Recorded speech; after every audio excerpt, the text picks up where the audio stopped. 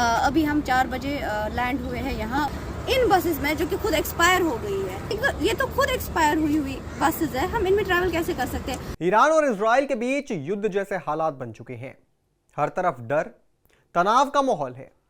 तभी भारत सरकार ने बहुत ही संवेदनशीलता और तेजी से कार्रवाई करते हुए ऑपरेशन सिंधु की शुरुआत की। एक ऐसा ऑपरेशन जिसने सैकड़ों भारतीयों की जान बचाई, खासकर वो छात्र जो पढ़ाई के लिए उत्तर ईरान में गए थे, वहां की खतरनाक स्थिति में बुरी तरह फंस गए थे।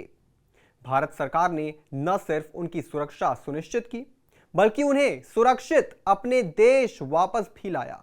लेकिन कुछ छात्र इसलिए नाराज हो गए कि उमर अब्दुल्ला सरकार ने जो उनके लिए बस भेजी जिससे वो दिल्ली से जम्मू कश्मीर तक ट्रैवल कर सके, वो डीलक्स नहीं थी। सबसे पहले जरा सुनिए इनका क्या कहना है। ईरान से आए हैं, जो कि हमें इवैक्यूएट किया गया ईरान से।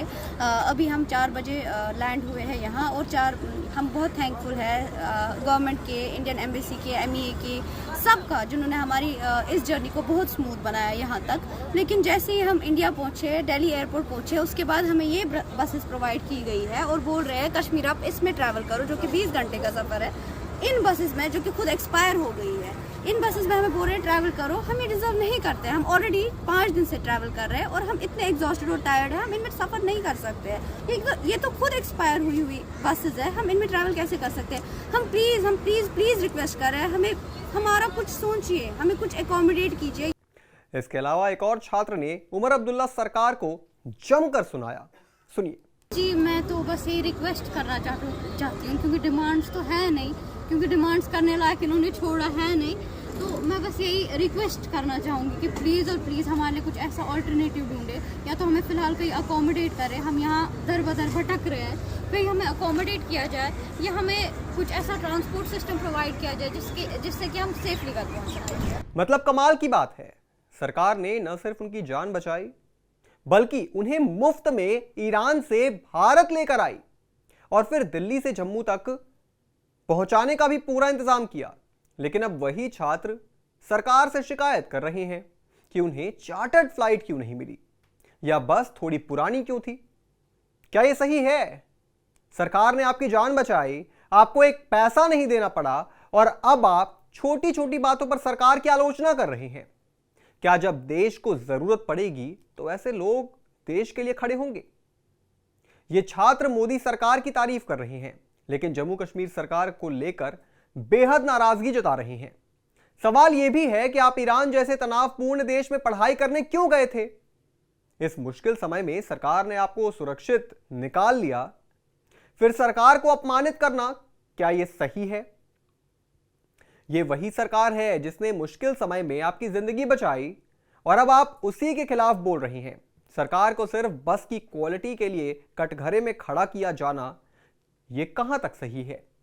बसों की सुविधा भले ही उम्मीद पर खरी नहीं उतरी हो, लेकिन क्या सिर्फ इसी आधार पर उस पूरी मेहनत, प्रयास और संजीदगी को भुला देना सही है जो सरकार ने इन बच्चों की जान बचाने के लिए किया? ये लोग जम्मू कश्मीर के ही रहने वाले हैं, खास समुदाय से आते हैं, और इनके तेवर ऐसे हैं कि अपने ही मुख्यमंत्री को कटघरे में खड़ा कर दिया। जम्मू कश्मीर के मुख्यमंत्री कार्यालय ने इस मामले में तुरंत संज्ञान लिया और बेहतर बसों की व्यवस्था की बात कही। उनकी ओर से एक ट्वीट किया गया जिसमें कहा गया है कि मुख्यमंत्री ने ईरान से निकाले गए छात्रों के दिल्ली से जम्मू कश्मीर तक उन्हें ले जाने के लिए व्यवस्थित बसों की गुणवत्ता के बारे में अनुरोध पर ध्यान दिया है।